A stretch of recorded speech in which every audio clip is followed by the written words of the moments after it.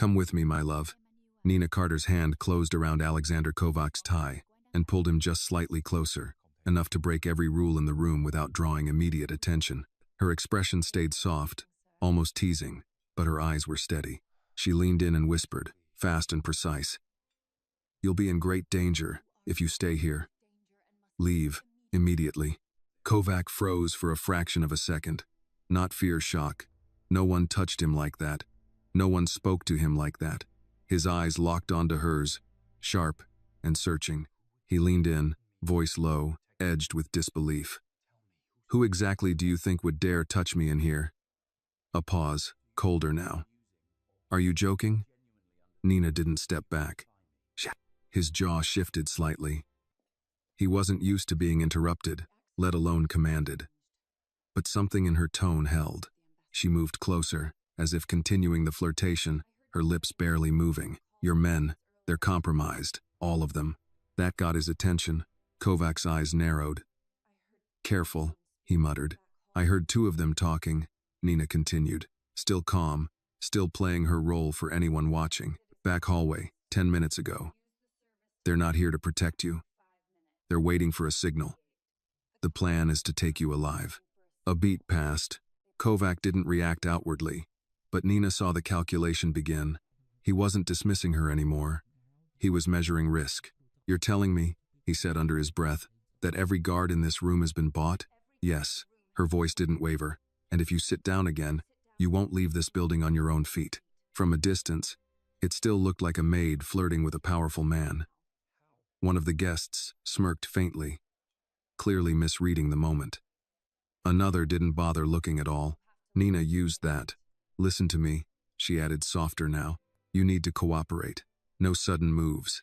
No calling anyone out. You follow me. We walk out like nothing's wrong. If you hesitate, they'll know.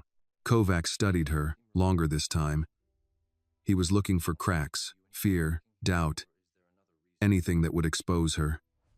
There was nothing. Just control. You're either very brave, he said quietly, or you have no idea who you're talking to.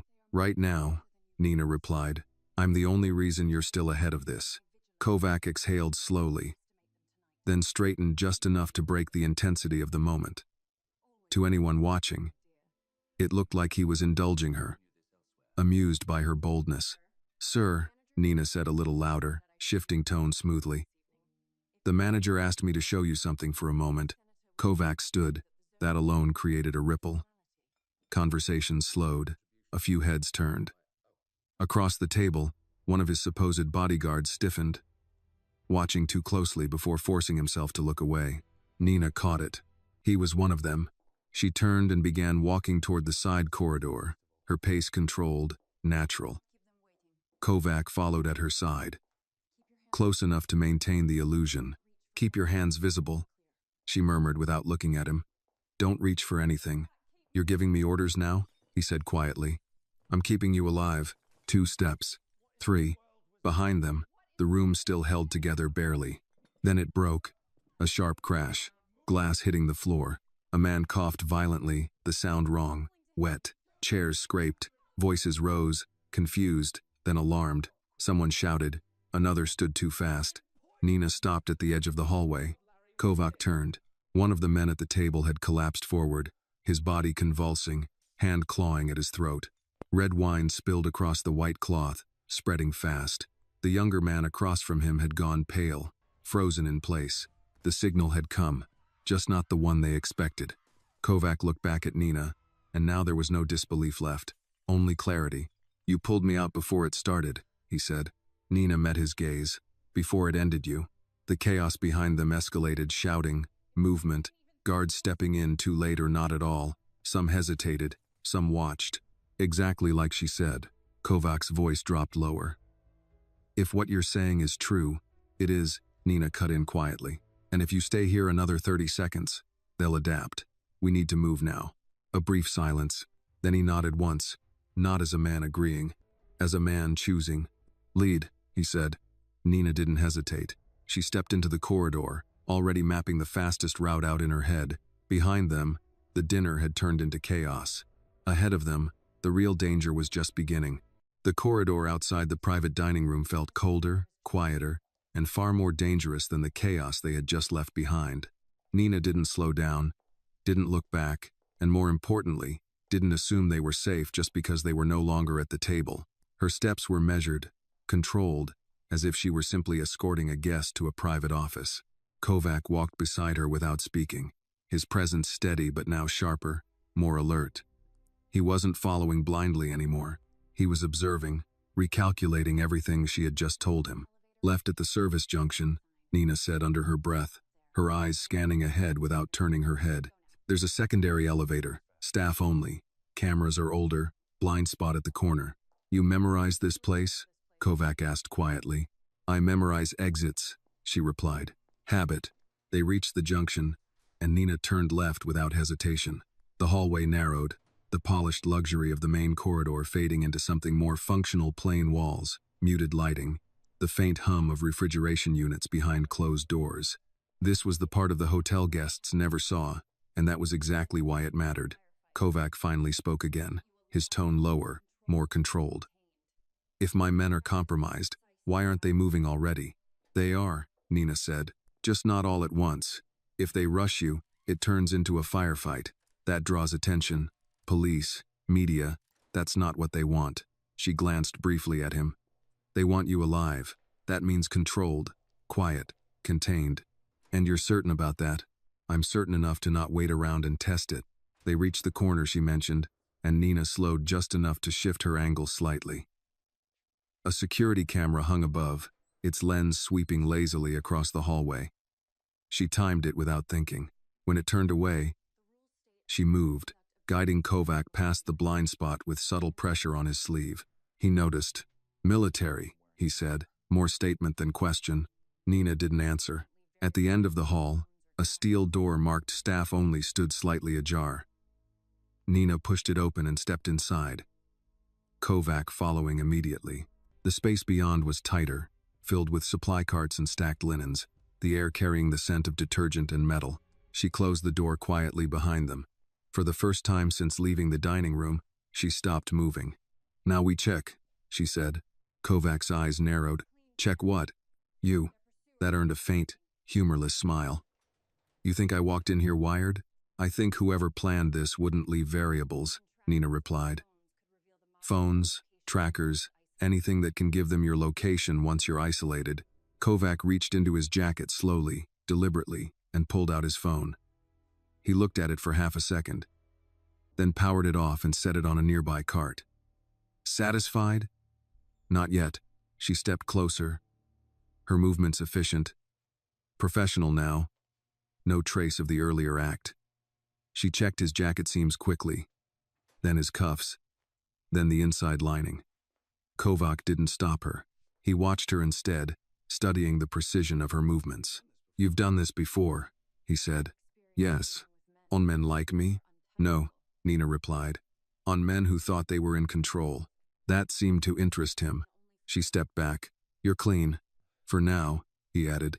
For now, she agreed. A faint sound echoed through the corridor outside footsteps. More than one set, moving faster than before. Nina's head tilted slightly, listening. They're adjusting, she said quietly. We don't have much time. Kovac picked up his phone again, then paused. If I call anyone, they'll trace it, Nina cut in. And if your people are compromised, you won't know who answers. His jaw tightened, but he didn't argue. Then what's your plan? He asked. Nina moved toward the far side of the room, where another door led deeper into the service network. We avoid the main exits. Too obvious. They'll have eyes there by now. She pushed the door open slightly, checking the hallway beyond. Empty for now. There's a loading dock 2 levels down. Trucks, staff movement, less controlled. And you think we just walk out? I think we blend out, she said. Big difference. Kovac stepped closer, lowering his voice. You're asking me to trust you? Nina met his gaze directly. No, I'm telling you that right now, you don't have a better option. Right when everything shifted, when trust wasn't given, but forced by circumstance, you could feel the stakes become real. And that's where it gets personal. If you were in Nina's position, would you have made the same move or hesitated for even a second? I'd really like to hear your thoughts, so drop a comment wherever you're watching this. And if you enjoy stories like this where instinct, risk, and truth collide, don't forget to like the video and subscribe to the channel so you don't miss what comes next. A beat passed. Then Kovac nodded once. Move. They stepped into the next corridor, moving faster now but still controlled. Nina adjusted her pace just enough to match the rhythm of staff movement, neither rushed nor slow.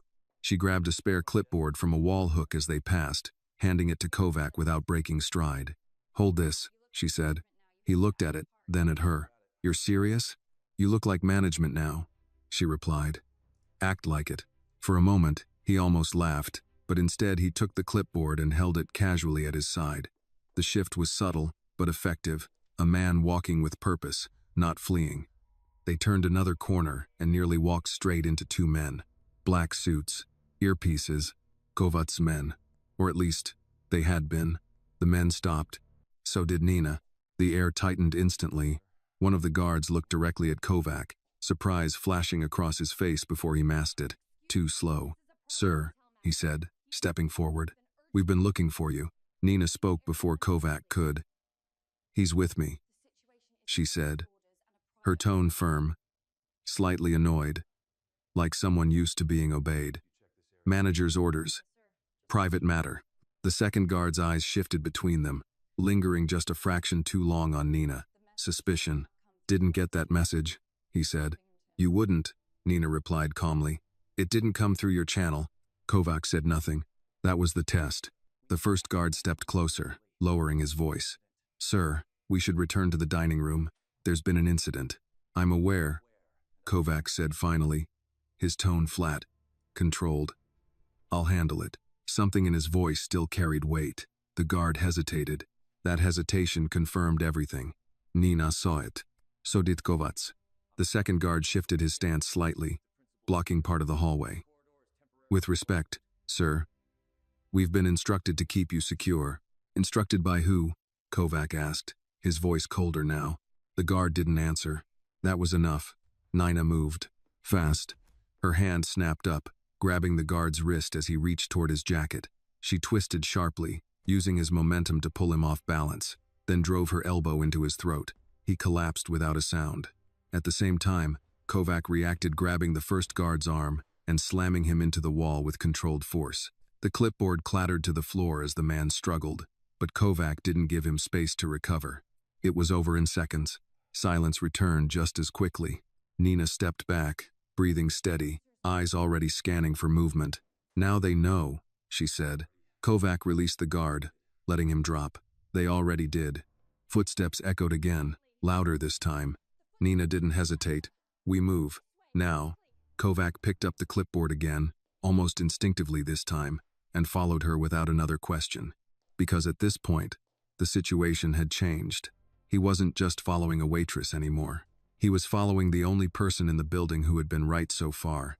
The moment they cleared the corridor, Nina increased her pace, no longer pretending this was routine. The building had shifted from controlled environment to active threat, and she could feel it in the rhythm of movement around them.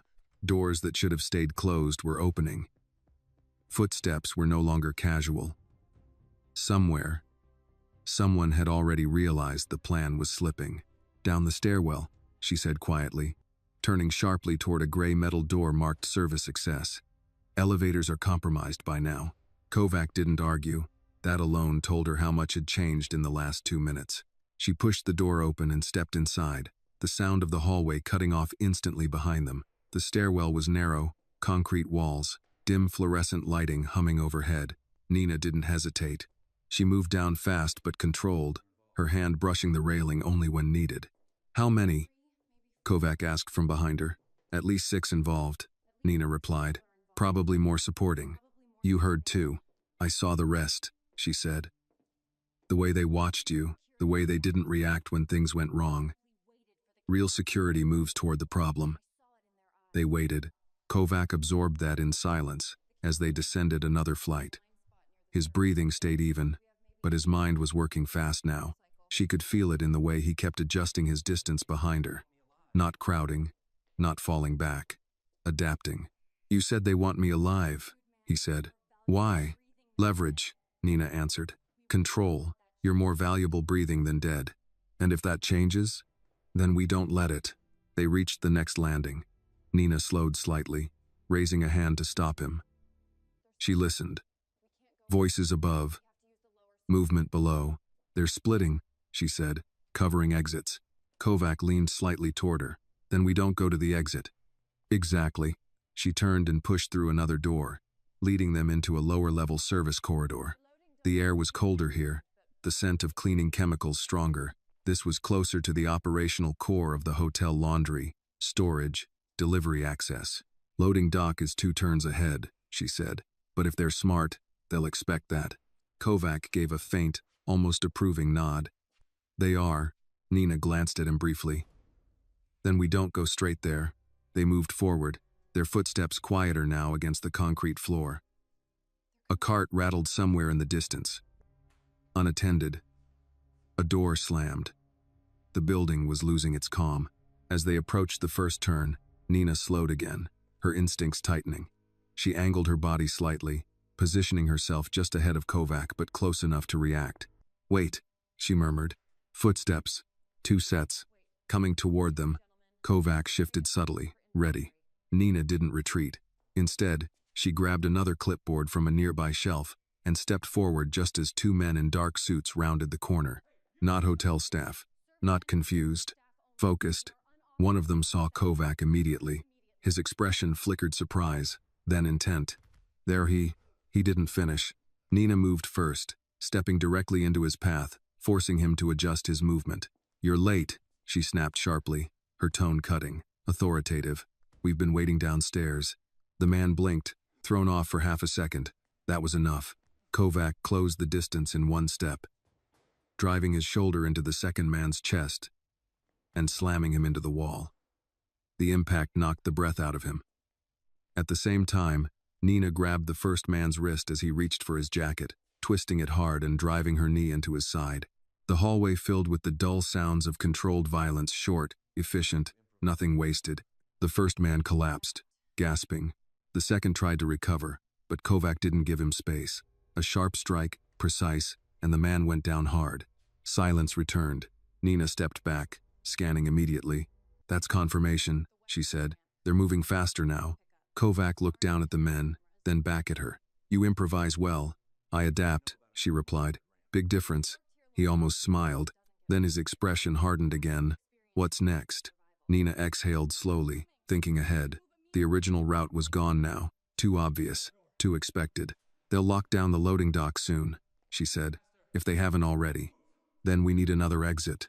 Nina's eyes moved across the corridor, mapping quickly. Then she nodded once. There's a maintenance ramp on the west side, used for waste pickup. No cameras at the far end. Kovac studied her. And you know this because I worked here long enough to notice what doesn't get monitored, she said. A beat. Convenient, he replied. Useful, she corrected. Another distant sound echoed voices, closer this time. They're closing in, Nina said. We go now, or we fight through more of them. Kovac glanced once more at the fallen men, then back at her. Lead. They moved again, faster now, no longer trying to blend. The corridor stretched ahead, turning sharply toward a darker section of the building. The lighting flickered once, then steadied. As they reached the next corner, Nina spoke again. Quieter, but more serious. Once we get out, this doesn't end.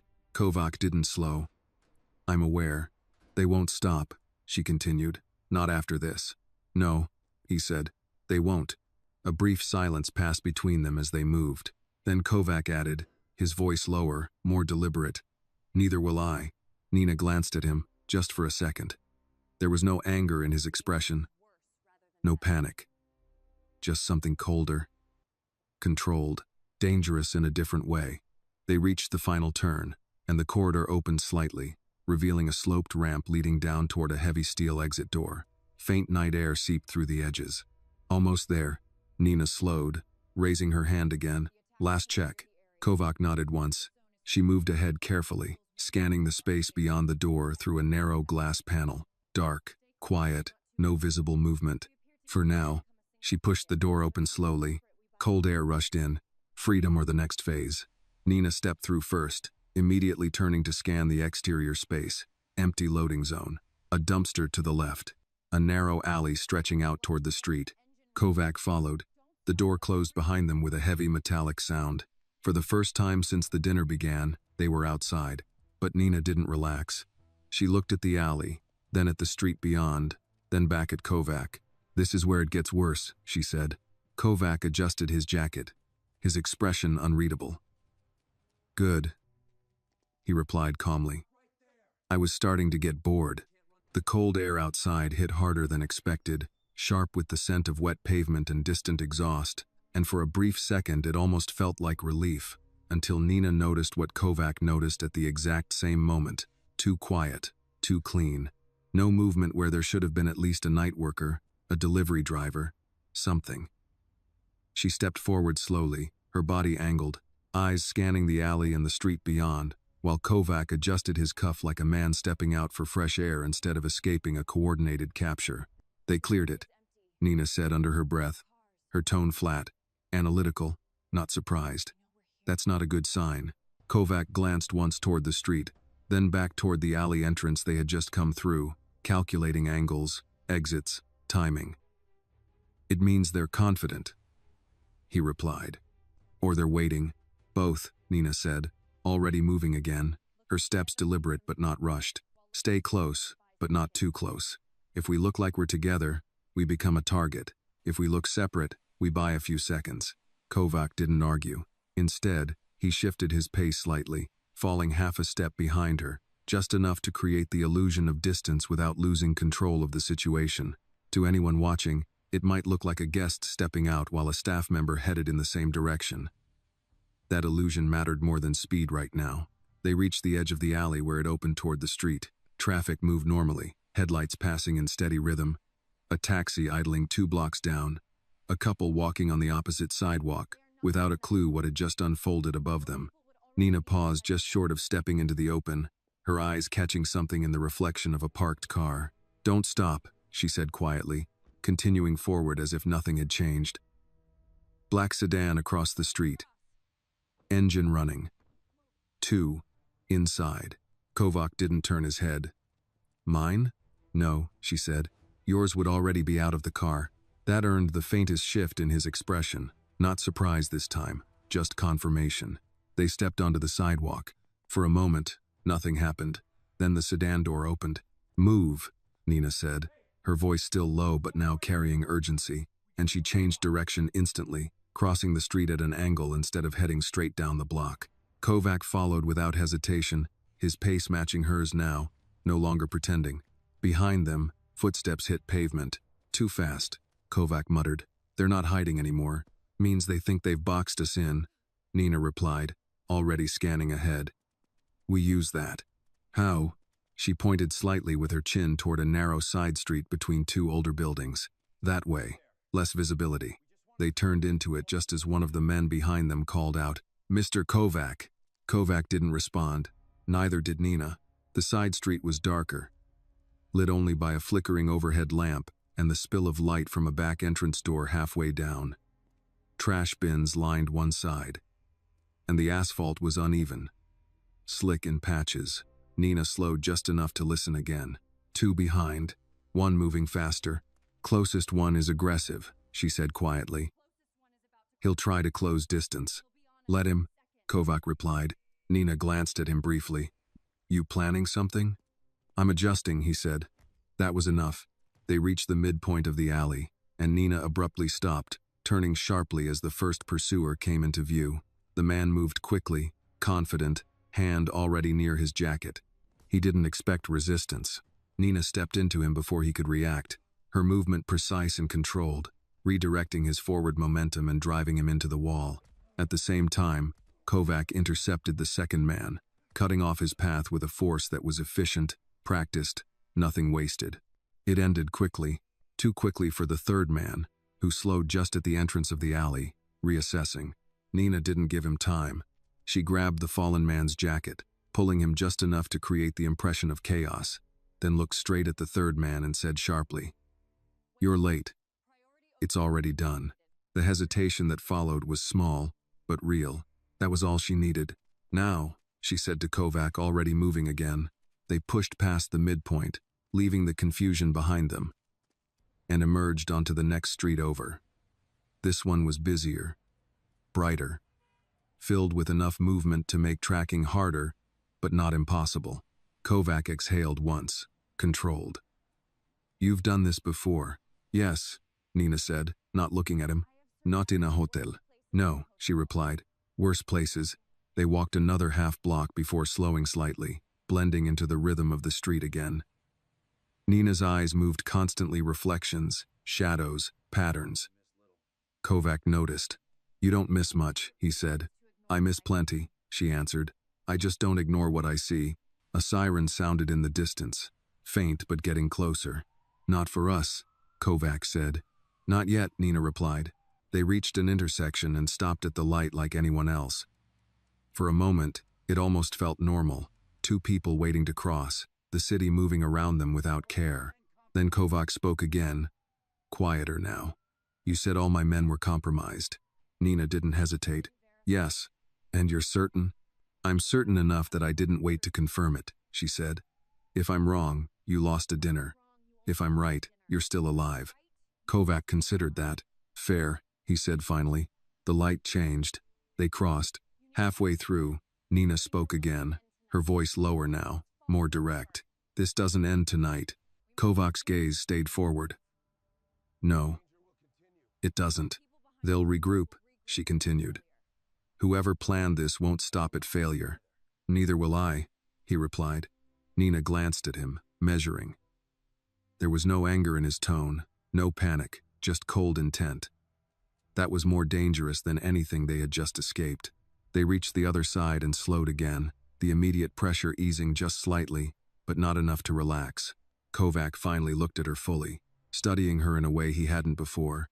"You pulled me out of that room, navigated my building, and got me through an ambush," he said.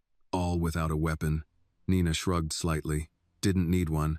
He nodded once, then added, "That makes you either very valuable or very dangerous." Nina met his gaze without flinching. Those are usually the same thing. A brief silence passed between them, not uncomfortable, just understood. Then Kovac said, almost casually, "You don't work at that hotel anymore." Nina looked ahead again. "I figured." Another step, another decision. Kovac adjusted his jacket, his voice calm but final. "From this moment on, you work for me." Nina didn't answer immediately, but she didn't walk away either. And that, more than anything, was already an answer. They didn't speak for nearly a full block after Kovac made his offer. The city moved around them in its usual rhythm, cars rolling past, distant horns, the low murmur of people heading home from dinners that didn't involve betrayal or poison. Nina kept walking, her pace steady, her eyes still working, still mapping exits even though the immediate danger had thinned. She didn't answer him right away, because she understood exactly what he meant, and more importantly, what it would cost. "You don't even ask what the job is," Kovac said finally, his tone calm but observant, as if he were testing the edges of her silence. "I already know," Nina replied without looking at him. "Protection, control, proximity. You don't hire people like me to pour drinks." Kovac allowed himself a faint, almost approving glance. "And yet you were doing exactly that." "Because it was quieter," she said, "and quieter usually means safer." He gave a small nod. "You don't believe that anymore." Nina stopped at the edge of another intersection, not because of traffic, but because she needed a second to think clearly. The adrenaline was still there, but it was settling, turning into something sharper. She looked at him now, really looked at him, not as a client or a target, but as a variable she hadn't planned for. "You're not offering a job," she said. "You're offering a position inside a war." Kovac didn't deny it. "You stepped into it the moment you pulled me out of that chair." "That was a decision," Nina replied. "This would be a commitment." "And you don't like commitments," he said. "I don't like cages," she corrected. A brief silence followed. Not awkward, just measured. Kovac studied her again, this time with more intention. He wasn't just assessing her skills anymore. He was evaluating her limits. "You think working for me traps you," he said, "but walking away tonight doesn't free you." Nina's expression didn't change, but she didn't argue. "Whoever planned this, Kovac continued. They saw you. Maybe not clearly, maybe not yet, but you interfered. That puts you on the board. I know, she said quietly. Then understand this, he added, his voice lower now, more direct. With me, you have structure, resources, protection. Without me, you're a loose end. Nina exhaled slowly, not out of fear, but because she knew he was right in the way that mattered. She had seen enough operations, enough mistakes, to recognize when a line had already been crossed. I don't take orders blindly, she said. I don't give them blindly, Kovac replied. She almost smiled at that, but didn't. They started walking again, turning onto a quieter street, lined with older buildings and dim storefronts. The tension had shifted now, not gone, but different. Less immediate threat, more long-term consequence. Where are we going? Nina asked. My car, Kovac said. Not the one they expected. You have backups, she said. I have contingencies, he corrected. That's a better word for it, she admitted. They walked another block before reaching a narrow parking structure tucked between two office buildings. It wasn't marked, didn't draw attention, and most importantly, it wasn't obvious. Kovac led the way down the ramp, his pace unhurried, as if he had done this 100 times before. Inside, the air was cooler, echoing slightly with each step. A few cars sat scattered across the concrete levels, nothing expensive, nothing that stood out. Nina's eyes moved across them quickly. Which one? She asked. Kovac gestured slightly toward a dark gray sedan near the far wall. That one. Nina didn't move immediately.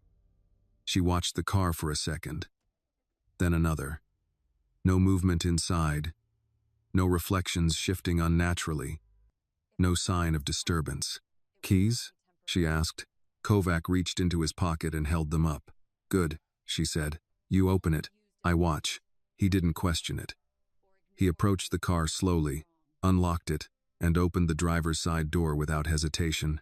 Nina stayed back just enough to keep a clear angle, her body positioned to react if something felt wrong. Nothing did. Clear, she said.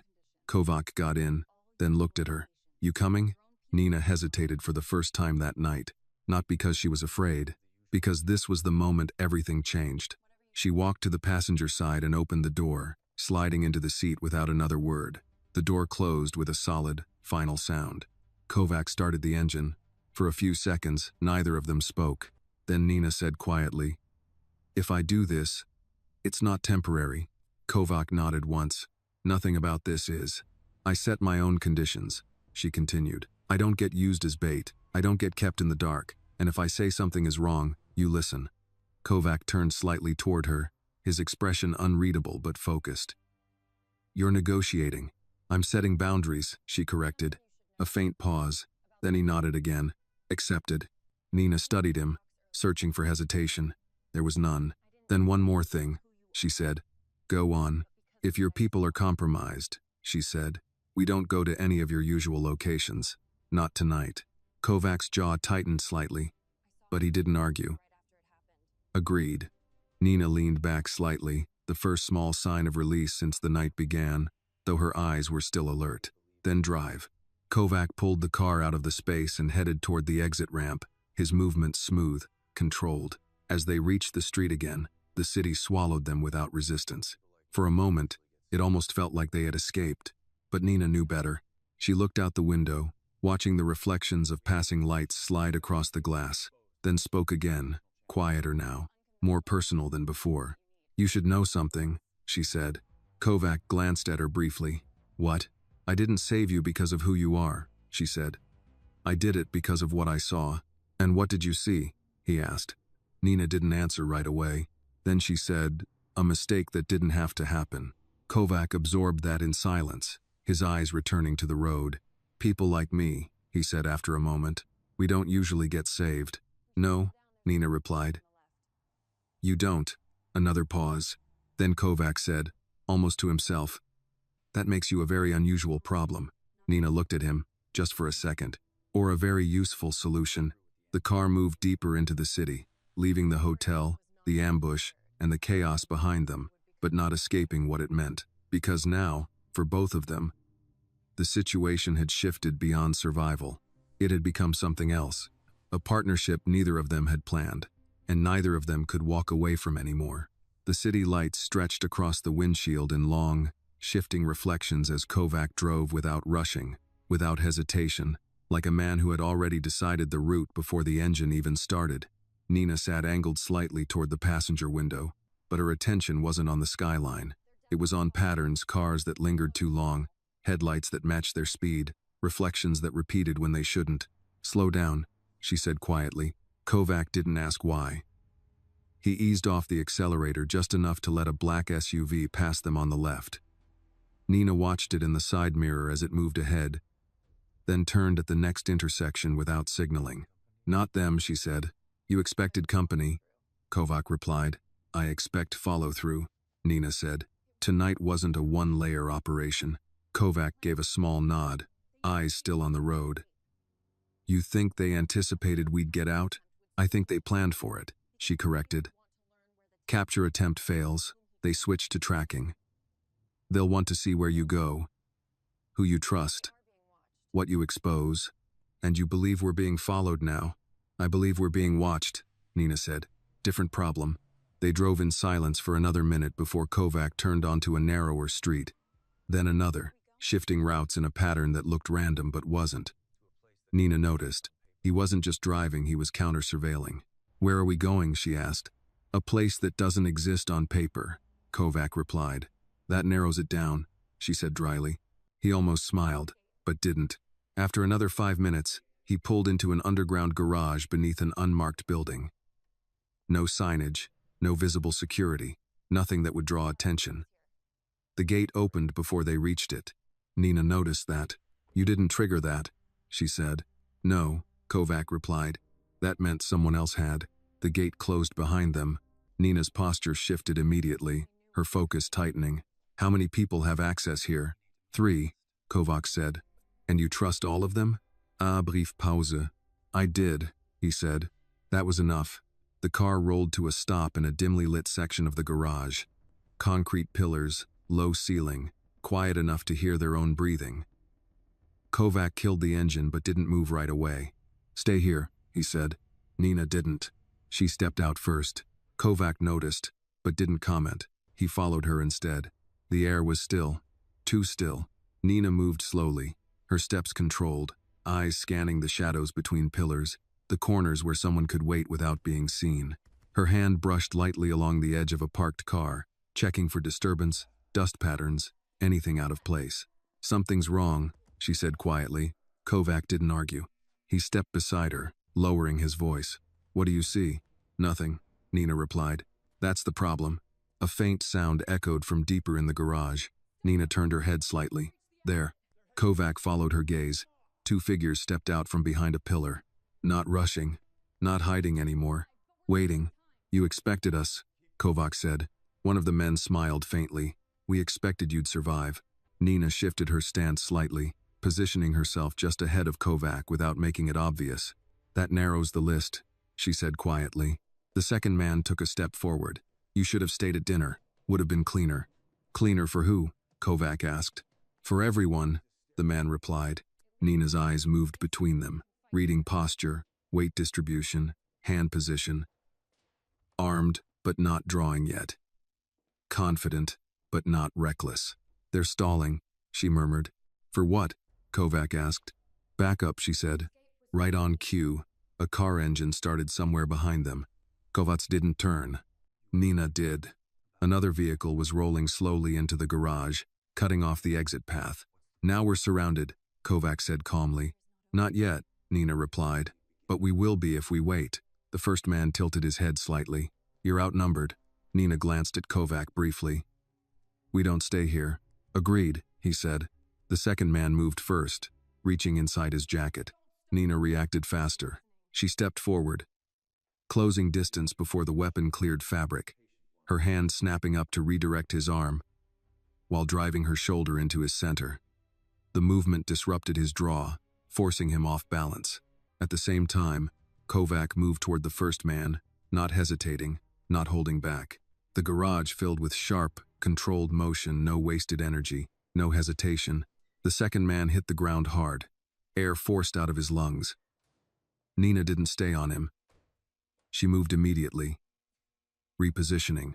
Left, she called. Kovac adjusted, intercepting the first man's movement before it could fully form. Behind them, the second car door opened. More footsteps. Now we're out of time, Nina said.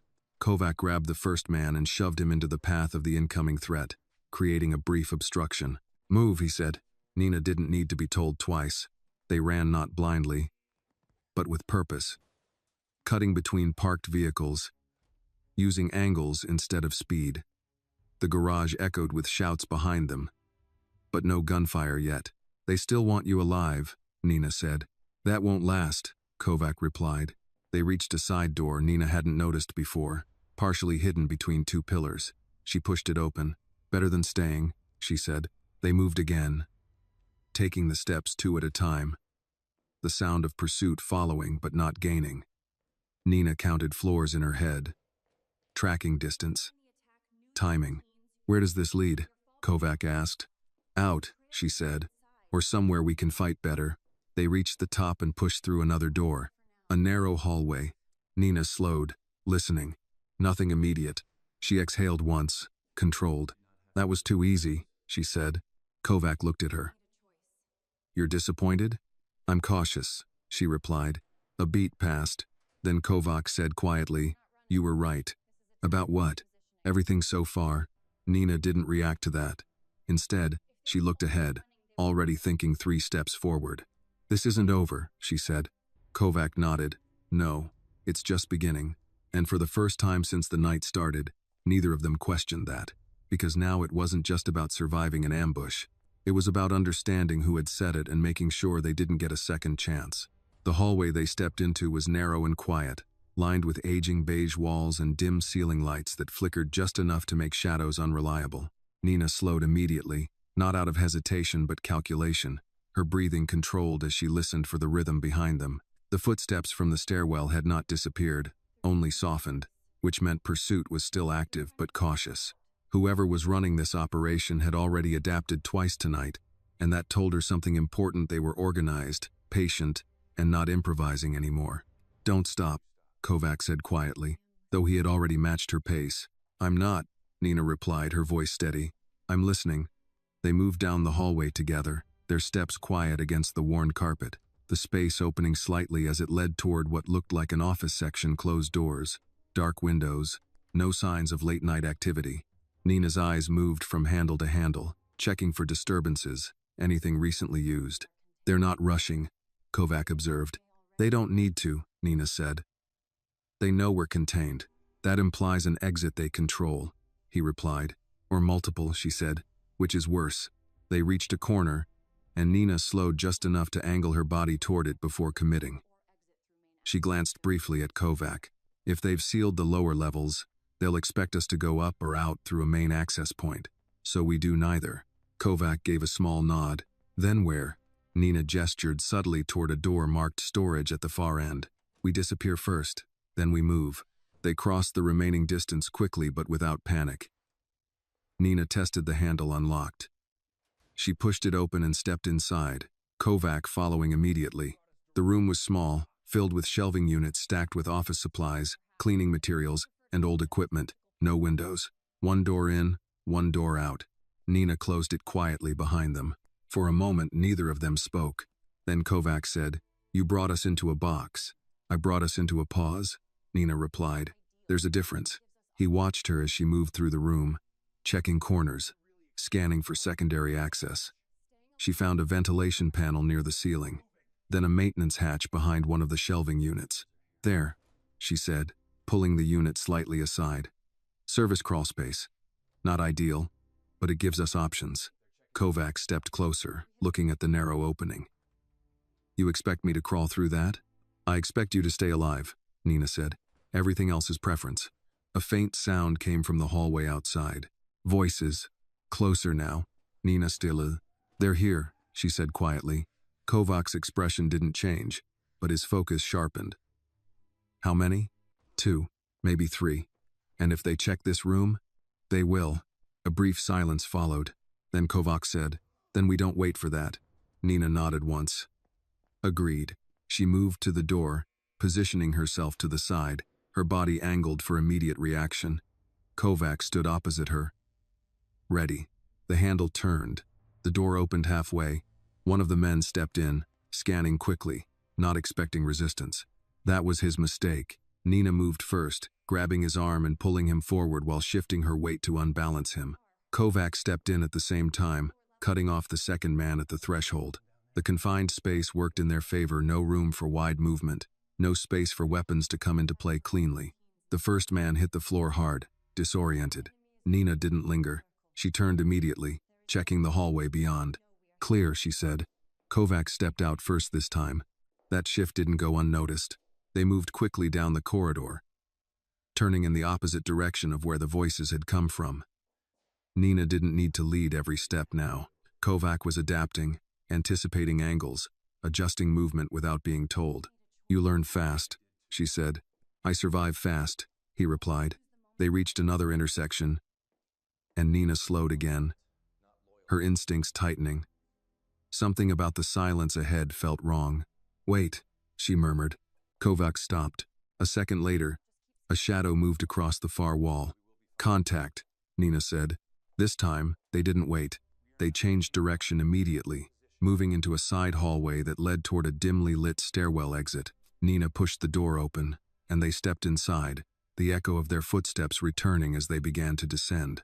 Halfway down, Kovac spoke again. Quieter now, more focused. You said earlier this doesn't end tonight. It doesn't, Nina said. Whoever set this up knew your routines, your security, your fallback options. That's not outside work. You think it's internal, he said. I know it is, she replied. Kovac absorbed that, his expression tightening slightly. Then I have a problem I haven't identified yet. You have more than one, Nina said, and they're already moving. They reached the next landing, and Nina stopped again, listening. Nothing immediate. For the first time since they left the garage, the silence felt real. She exhaled slowly. We're ahead, she said. For now. Kovac stepped beside her, close enough now that the distance between them had shifted from strategy to something else, something quieter, more mutual.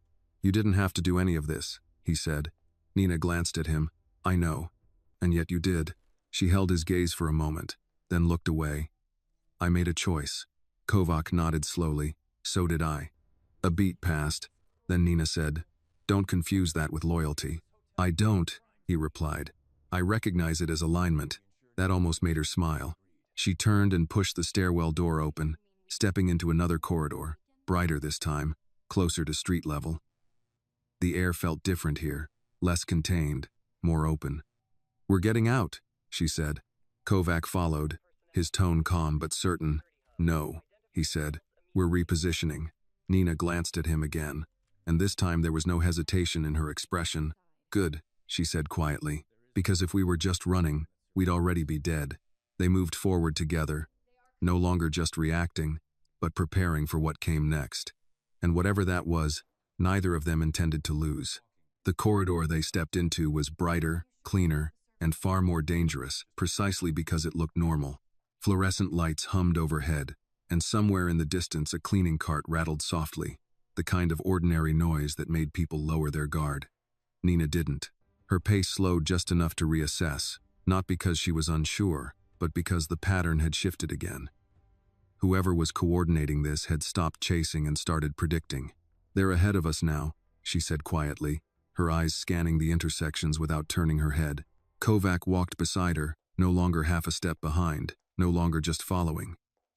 They're not reacting anymore, he said. They're positioning. Exactly, Nina replied. And that means they know where this leads. Kovac's gaze moved briefly down the corridor. Street access? Yes, she said, but not just that. This level connects to administrative offices, security monitoring, and the front entrance rotation. If they control even part of that. She didn't finish the sentence. They control the narrative, Kovac said. Nina nodded once. And us. They kept moving, but now every step carried more weight. The silence wasn't empty anymore. It felt arranged, like a stage waiting for the next act. As they reached a wider section of the corridor, Nina's attention shifted to a glass panel on the right. It reflected the hallway behind them, just enough to reveal movement that shouldn't have been there. "Don't look back," she said under her breath. "Two behind us, distance closing slowly." Kovac didn't react outwardly. "Ours?" "No," Nina said, "too patient." "Then we don't give them patience," he replied. She almost agreed, but something stopped her. "No, that's what they expect." Kovac glanced at her. "Then what?" Nina's eyes moved ahead, landing on a set of double doors marked authorized personnel only. "We break pattern again." Without waiting, she turned and pushed through the doors. The room beyond was larger than expected, a monitoring hub, partially lit, rows of inactive screens lining one wall, a central console still powered on, empty chairs, half-finished coffee. Someone had left in a hurry. Kovac stepped in behind her. "This is their control point." "Or it was," Nina said, already moving toward the console. Her fingers brushed across the surface, checking heat, recent use. "Someone was here less than 5 minutes ago." "Which means they're nearby," Kovac said. "Or watching from somewhere else," Nina replied. The screens flickered. Both of them turned. One by one, the monitors came to life. Not with live feeds, but with static. Then a slow transition to a single camera angle, the dining room from earlier that night. Empty now. Clean. As if nothing had happened, Nina's jaw tightened slightly. "They're sending a message." Kovac stepped closer to the screens. "No," he said quietly. "They're showing control." A voice came through the speakers, calm, measured, distorted just enough to hide identity. "Mr. Kovac, you've made this more complicated than it needed to be." Nina's posture shifted instantly, her eyes scanning for the source of the audio, though she already knew it wouldn't be local. Kovac didn't look away from the screen. "If you wanted simple, you chose the wrong approach." A faint pause, then the voice returned. "We wanted efficient. You were supposed to cooperate." Nina spoke before Kovac could respond.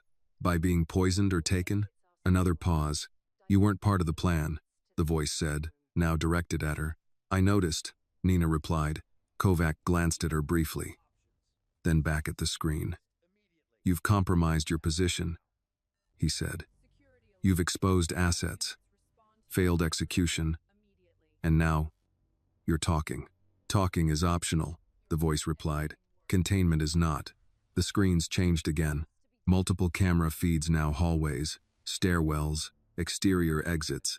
Every path they had taken, every route they had considered. "They've mapped the building completely," Nina said quietly. "And they're hurting us." Kovac nodded slowly, toward a controlled endpoint. "Exactly," she said. "Which means we stop following their map." The voice cut in again, sharper now. "You're out of options." Nina stepped closer to the console, her fingers moving quickly across the controls. "No," she said. "We're out of predictable ones." Kovac watched her work. "You know how to override this?" "I know enough to break it," she replied. The screens flickered again as she forced a manual disruption, cutting several feeds into static. The voice crackled slightly, then steadied. "You're making this worse," it said.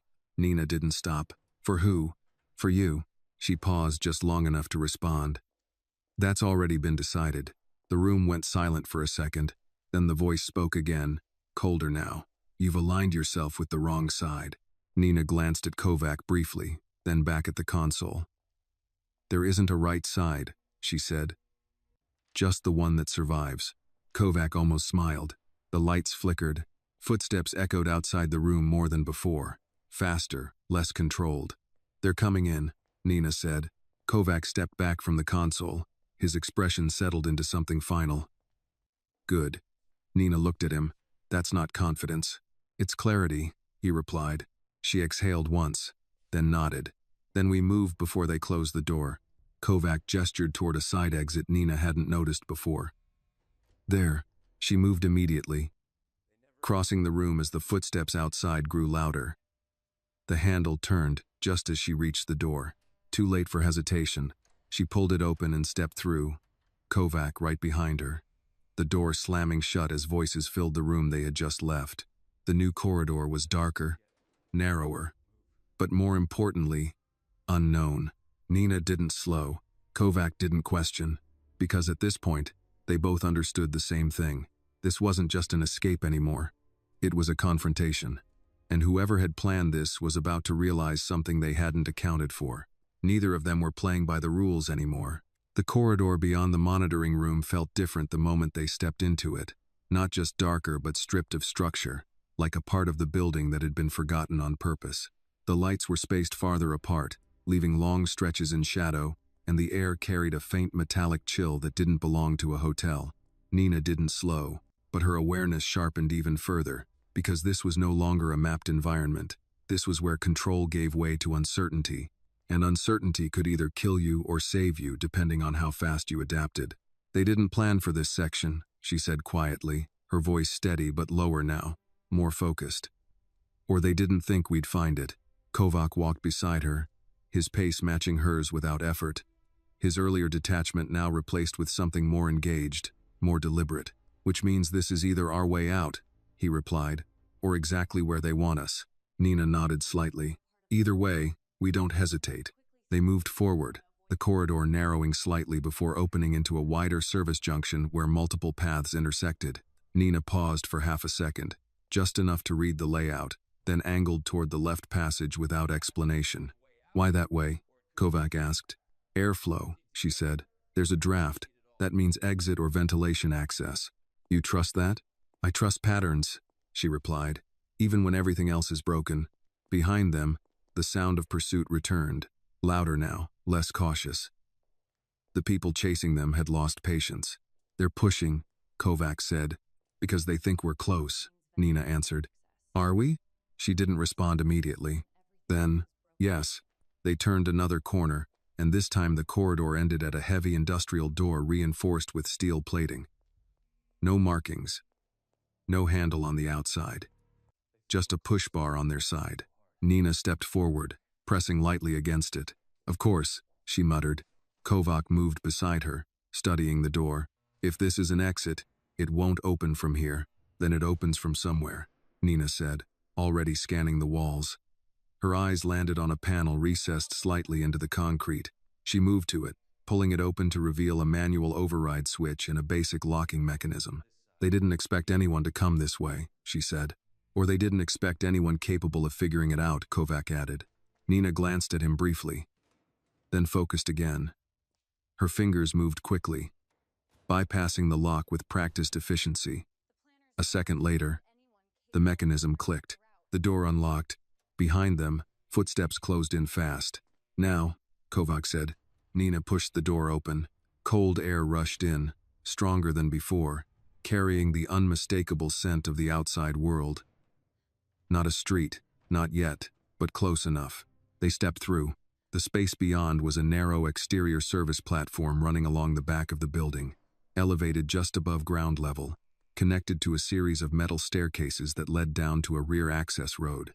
No lights except a single flickering bulb above the door. Nina moved first, heading toward the stairs. Kovac followed without hesitation. Halfway down, the door behind them burst open. They're through, Nina said. Keep moving, Kovac replied. They reached the ground and stepped onto the narrow access road, the city opening up again beyond the alley's end. This time, there was no hesitation. No pause. They moved forward together, fast enough to create distance, controlled enough not to draw attention. At the end of the alley, Nina slowed slightly, scanning left and right. Clear for now, she said. Kovac stepped beside her, his voice calm but final. Not for long. Nina nodded. For the first time since the night began, they weren't being immediately pursued. The distance they had created was small, fragile, but real. They walked onto the street. Cars passed. A couple argued near a storefront. Someone laughed too loudly at something unimportant. The city had no idea what had just unfolded a block away. Nina exhaled slowly. Temporary, she said. Everything is, Kovac replied. They walked in silence for a few steps, neither rushing to speak, both processing the shift. The chaos had ended, but the situation hadn't. It had simply changed form. Kovac broke the silence first. You understand what happens now. Nina looked at him. We find out who did this. No, he said. I do. She held his gaze. And I make sure you survive long enough to do it. A faint pause. Then Kovac nodded. That works. Another few steps. Then Nina said, you also understand something else. Kovac glanced at her, What? This wasn't just about you, she said. Not entirely. The scale, the coordination, the risk. They're not just trying to remove you. They're trying to replace something. Kovac's expression hardened slightly. You think there's a bigger structure behind it? I know there is, Nina said, and tonight was just the first move. He absorbed that without comment, but she could see the shift in his thinking. This was no longer just retaliation. It was strategy. They reached another intersection, the traffic light casting red across the pavement. They stopped, blending again into the rhythm of the city. But this time it felt different. They weren't escaping anymore. They were transitioning. Kovac looked at her again, more directly this time. You made your decision earlier. Nina didn't look away. Yes. No hesitation, he said. I had hesitation, she replied. I just didn't let it matter. Kovac studied her for a moment longer. That's what makes you dangerous. Nina gave a small, almost imperceptible nod. That's what keeps me alive. The light changed. They crossed. On the other side, Kovac spoke again, his tone quieter now, but carrying weight. From this point forward, nothing about your life stays the same. Nina's expression didn't shift. It already hasn't. A brief silence followed. Then Kovac said, Good. They kept walking, not looking back, not because they were safe, but because there was nothing behind them worth returning to. Ahead, the city stretched wide and indifferent, full of possibilities and threats in equal measure. And somewhere inside it, someone had just made a mistake they couldn't take back. Because Nina Carter hadn't just saved a man that night, she had stepped into a war. And this time, she wasn't planning to stay invisible. This story reminds us that danger doesn't always come from strangers. It often comes from the people closest to power, the ones we are supposed to trust. Nina teaches us that awareness and courage can change the course of fate in a single moment, but every choice carries a cost. Saving someone is not always an act of kindness. Sometimes it binds you to consequences you can't escape. For those who have lived long enough to see both loyalty and betrayal, the lesson is clear. True strength is not just about survival, but about knowing when to stand your ground, even when it means facing a truth that will change your life forever. This video is a work of fiction created with the assistance of artificial intelligence. All characters, events, and situations are not real, and do not represent any actual people or true stories. The content is intended for storytelling and emotional illustration only.